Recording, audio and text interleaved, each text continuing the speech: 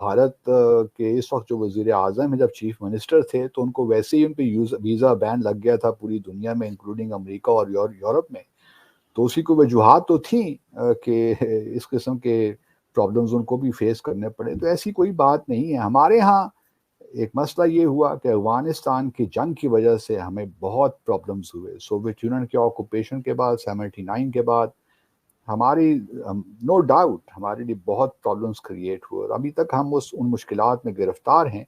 FATF میں ہم ایک دفعہ نہیں گئے بلکہ دو بار ہم گرے لسٹ میں گئے، بلکہ بلیک لسٹ میں بھی ہم تھوڑے عرصے کے لیے تھے. لیکن سر آپ نے انڈین پرائم منسٹر کی بات کی کہ ان کو ویزا نہیں دیا جاتا تھا، تو سر اس کے بعد کی بھی تو آپ دیکھیے نا کہ کیا ہوا.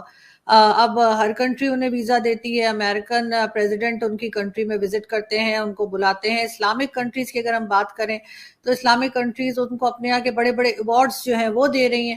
تو پھر ان لوگوں کو کیوں نظر نہیں آ رہا کہ بھارت میں، یا اگر بھارتی پرائم منسٹر مودی جی نے بڑا کچھ غلط کیا ہے تو پھر یہ اسلامک کنٹری والے کیوں اتنا زیادہ ان کو ہار پھول پہنا رہے ہوتے ہیں؟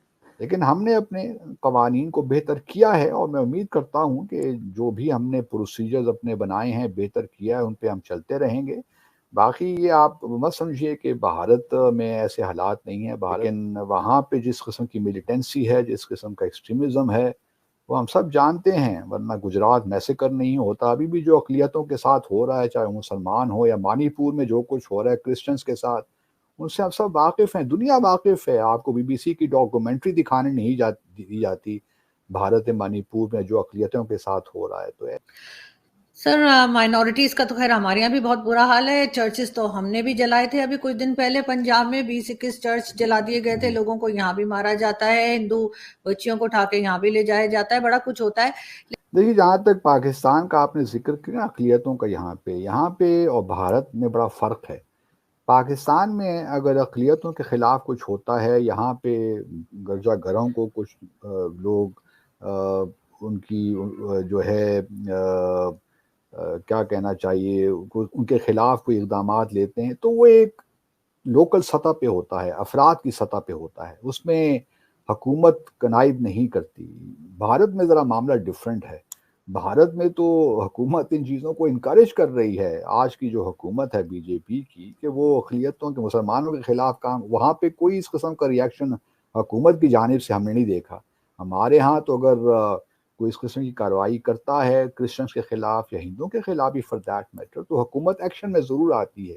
تو یہ ایک بنیادی فرق ملحوظ رکھنا چاہیے کہ ہمارے ہاں حکومت کی کنائمنس نہیں ہوتی، وہاں تو بالکل کمپلسٹ ہیں اس معاملے میں. دوسرا جو آپ نے کہا کہ کیوں نہیں کرتے، یہ بڑا اچھا سوال ہے. ہم بھی یہی سوال کرتے ہیں کہ بھئی آپ کو کیوں نظر نہیں آتا کہ مودی صاحب نے جو کچھ کیا، یا جو ابھی بھی BJP اقلیتوں کے ساتھ کر رہی ہے، تو آپ کیوں ایسا کام کر رہے ہیں کہ مزید ان کو آپ امبولڈن کر رہے ہیں، آپ بیٹ کر رہے ہیں کہ آپ یہ تمام چیزیں کرتے رہیں.